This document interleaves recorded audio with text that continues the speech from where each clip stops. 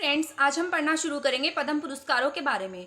हम हमारा जो मेन टॉपिक रहेगा वो ये रहेगा कि हमने जो पद्म पुरस्कार पढ़ रहे हैं वो हरियाणा को मेन ध्यान में रखते हुए पढ़ेंगे कि हरियाणा के कितने लोगों को पद्म पुरस्कार से सम्मानित किया गया।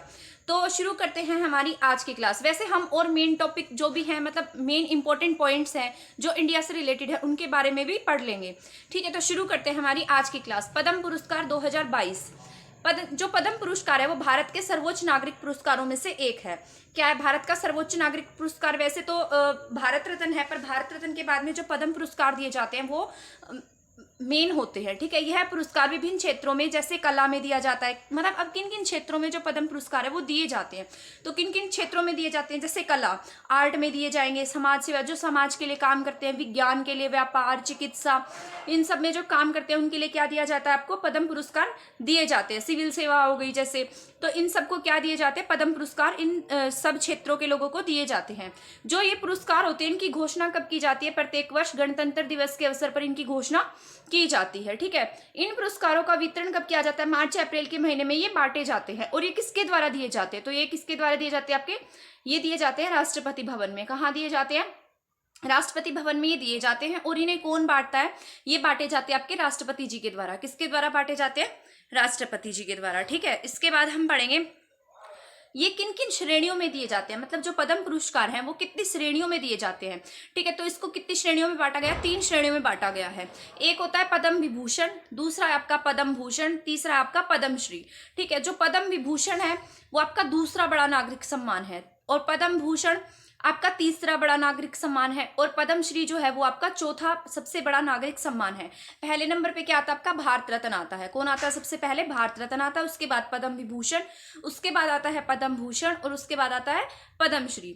तो अब ये सवाल आता है कि पद्म विभूषण जो है वो किन किन क्षेत्रों में दिया जाता है, मतलब किन लोगों को दिया जाता है? जो असाधारण काम करते हैं, मतलब जिसकी हम थोड़ी कल्पना नहीं कर सकते, थोड़े असाधारण तरीके से जो काम करते हैं उनको क्या दिया जाता है? पद्म विभूषण पुरस्कार से उन्हें सम्मानित किया जाता है। और ये किसमें होता है? एक विशिष्ट सेवा के लिए दिया जाता है। ठीक है, इसके बाद आता है पद्म भूषण।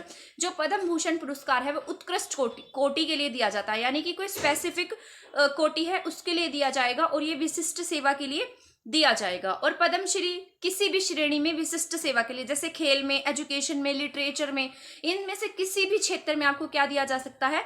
पद्मश्री पुरस्कार से आपको सम्मानित किया जा सकता है।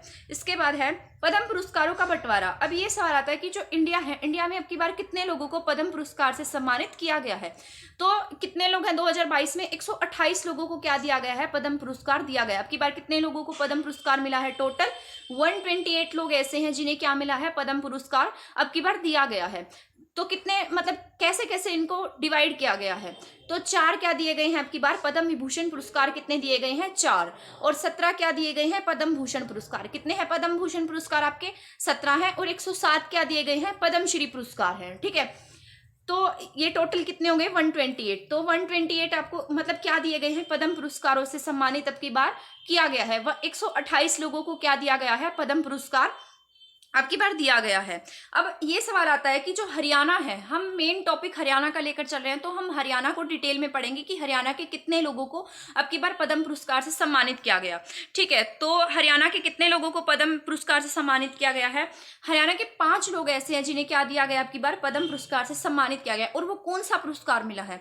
5 लोग ऐसे हैं जिन्हें किस पुरस्कार से सम्मानित किया गया? पद्मश्री पुरस्कार से सम्मानित किया गया है। उनमें से कौन कौन है? किस किस को क्या दिया गया? पद्मश्री पुरस्कार अब की बार दिया गया है। तो सबसे पहले आपको क्या नाम दिख रहा है? रघुविंदर तंवर, ये हरियाणा के ही हैं। मोतीलाल मदान, मोतीलाल मदान भी क्या है? हरियाणा से हैं। ठीक है, रघुविंदर तंवर, मोतीलाल मदान, नीरज चोपड़ा, सुमित अंतिल और ओम प्रकाश गांधी, ये 5 ऐसे लोग हैं जिन्हें हरियाणा में क्या दिया गया है? हरियाणा की तरफ से जिन्हें पद्मश्री पुरस्कार से सम्मानित किया गया है। मतलब भारत सरकार द्वारा क्या दिया गया? इन्हें पद्मश्री पुरस्कार दिया गया है। अब हम इनके बारे में डिटेल्स में पढ़ेंगे कि एक मतलब इन्हें किन क्षेत्र में मिला है पद्मश्री पुरस्कार। सबसे पहले आपके ओम प्रकाश गांधी। जो ओम प्रकाश गांधी जी हैं वो एक समाज सेवी हैं, मतलब समाज के लिए काम करते हैं। शिक्षा, मतलब स्त्री शिक्षा के लिए उन्हें क्या दिया गया है? ये जो पद्मश्री पुरस्कार है उससे सम्मानित किया गया है। इन्होंने स्त्रियों की शिक्षा को लेकर बहुत अधिक काम किया है, इसलिए इन्हें जो पद्मश्री पुरस्कार है उससे अब की बार सम्मानित किया गया है। ठीक है, इन्होंने क्या किया था, ये गुज्जर कन्या विद्या मंदिर के संस्थापक ओम प्रकाश पोषवाल गांधी, इनका जन्म कहाँ हुआ था, ये कौन से जिले से बिलोंग करते हैं, तो ये आपके यमुनानगर से बिलोंग करते हैं। कहाँ के हैं ये, यमुनानगर के रहने वाले हैं। और इन्होंने किसकी स्थापना की थी, इन्होंने स्थापना की थी गुज्जर कन्या विद्या मंदिर की, मतलब एक विश्वविद्यालय जिसकी स्थापना इनके द्वारा की गई थी। और ये जो दयानंद सरस्वती जी हैं उनसे बहुत अधिक प्रभावित है, और इन्होंने क्या किया है, फिजिक्स में एमएससी की है। और सबसे मेन बात ये, मतलब इन्होंने विवाह नहीं किया है, और क्या किया, स्त्री शिक्षा के लिए काम किया। और क्या कर रखी है इन्होंने, फिजिक्स में एमएससी की है, और ये यमुनानगर से हैं। ठीक है, ये अपने पद पर यूपी के विद्यालय में प्रवक्ता के पद पर भी रहे हैं। किसके पद पर रहे हैं, प्रवक्ता के पद पर। यूपी के एक महाविद्यालय में ये प्रवक्ता के पद पर रहे, परंतु जैसे ही वहां से रिटायर हुए तो उन्होंने किसके लिए काम करना शुरू किया, स्त्री शिक्षा के लिए काम करना शुरू किया। आज भी ये बहुत से सामाजिक काम कर रहे हैं। ठीक है, 7 अप्रैल 1987 को इस महाविद्यालय की इन्होंने स्थापना की थी, जिसका मार्गदर्शन आज भी इनके द्वारा क्या किया जा रहा है। ठीक है, तो ओम प्रकाश गांधी कहाँ से, हमारे यमुनानगर से पद्मश्री से सम्मानित है। ये इनकी फोटो है, यह है ओम प्रकाश गांधी जी। क्या मिला इन्हें, पद्मश्री पुरस्कार 2022 से इन्हें सम्मानित किया गया है। कौन है ये, ओम प्रकाश गांधी जी हैं। ठीक है, इसके बाद आते हैं नीरज चोपड़ा। इन्हें तो हम सभी जानते हैं, नीरज चोपड़ा को भी क्या मिला है, कि बार पद्मश्री से सम्मानित किया गया है। ठीक है, नीरज चोपड़ा वही जो टोक्यो ओलंपिक में गोल्ड लेकर आए थे। ठीक, तो अब इनके बारे में भी थोड़ा बहुत हम पढ़ लेते हैं कि इन्हें कौन से पुरस्कार मिले हैं। ठीक है, इसके बाद है इनके बारे में पढ़ते हैं, नीरज चोपड़ा के बारे में।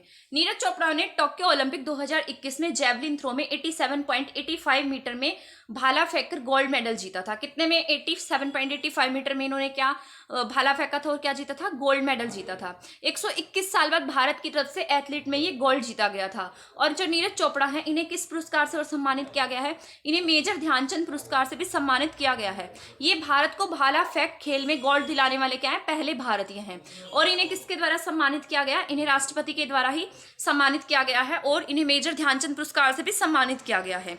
ठीक है, ये गोल्ड लाने वाले, भाला फेंक में गोल्ड लाने वाले पहले भारतीय बन गए हैं। अब आता है और किससे मिला, सुमित अंतिल। ये कौन है, सुमित अंतिल है, ये पैरा में खेलते हैं, मतलब पैरा ओलंपिक्स के लिए ये खेलते हैं। इन्हें भी किससे सम्मानित किया गया, आपकी बार पद्मश्री से सम्मानित किया गया है, सुमित अंतिल। इनके बारे में भी हम पढ़ लेते हैं। सुमित अंतिल का जन्म खेवड़ा सोनीपत में हुआ था।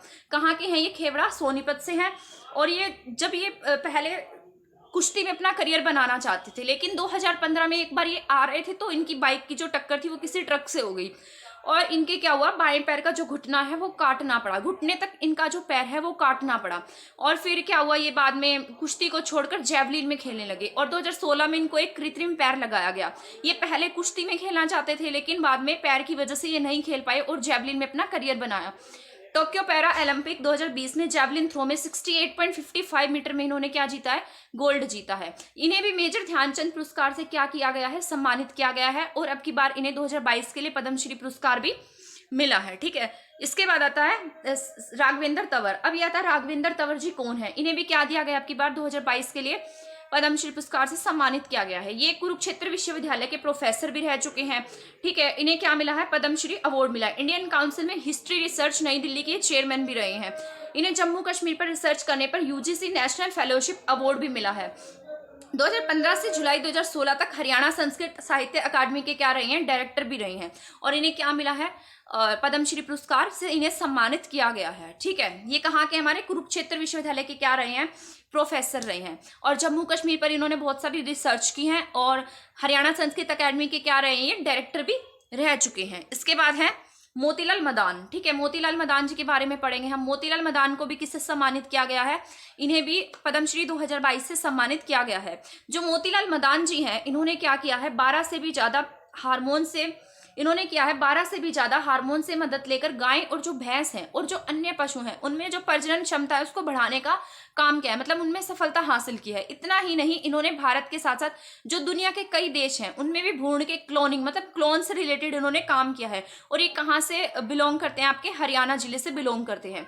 जो गृह मंत्री अनिल विज जी हैं, जब इन्हें ये पद्मश्री पुरस्कार से सम्मानित किया गया था तो अनिल विज जी ने इनके घर जाकर इन्हें खुद बधाई भी दी थी। तो ये हरियाणा के किस जिले से बिलोंग करते हैं, हमारे करनाल से। क्या नाम है इनका, मोतीलाल मदान। इन्हें किसके लिए पुरस्कार दिया गया, इन्होंने मतलब जैसे साइंटिफिक या टेक्नोलॉजी में इन्हें क्या दिया गया है, पद्मश्री पुरस्कार से इन्हें सम्मानित किया गया है।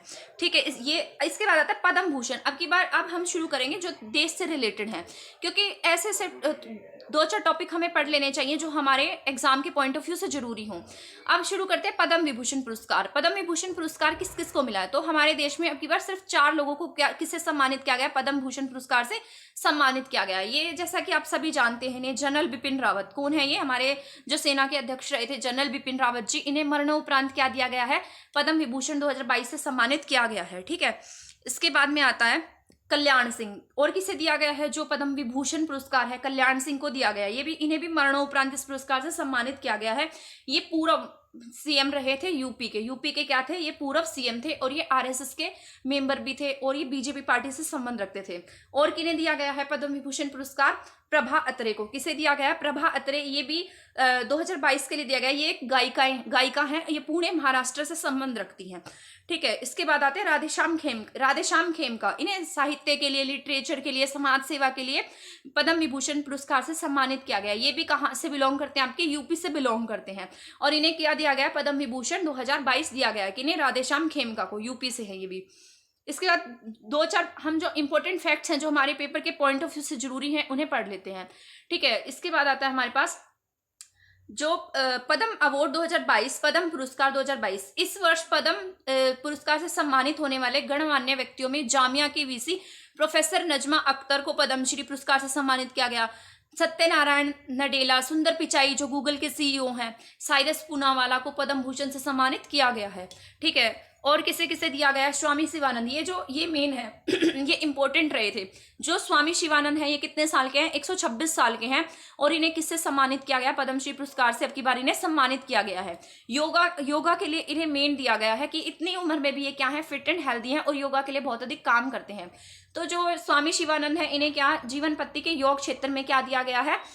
पद्मश्री सम्मान मिला है। कितने साल के हैं? 126 साल के हैं। ये बहुत न्यूज में भी रहे। इन्होंने प्रधानमंत्री मोदी जी को झुककर प्रणाम किया और राष्ट्रपति के सामने भी झुके और ये न्यूज में भी रहे। ठीक है, इसके मुताबिक इनका जो जन्म है वो 1896 में हुआ था। ये 126 साल के हैं। ठीक, आज की क्लास हमारी यहीं खत्म होती है। आई होप आपको मेरी क्लास पसंद आई होगी। अगर आपको मेरी क्लास पसंद आती है तो प्लीज़ मेरी क्लास को शेयर करना, मेरे चैनल को सब्सक्राइब करना, जीके विद मी मेरे चैनल को सब्सक्राइब करना ना भूलें। थैंक यू, धन्यवाद।